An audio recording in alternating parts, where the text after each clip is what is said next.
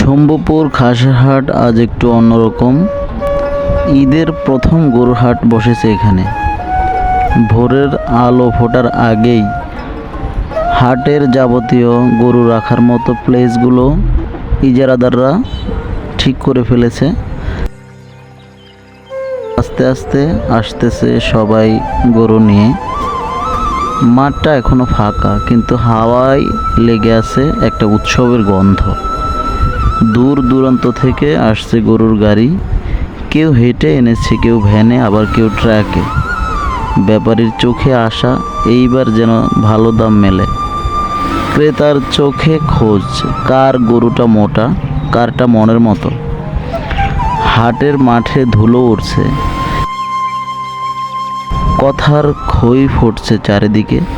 এখনই শুধু শুরু, আর কিছুক্ষণ পর পুরো মাঠটাই হবে গরুর ঢল আর মানুষের ভিড়।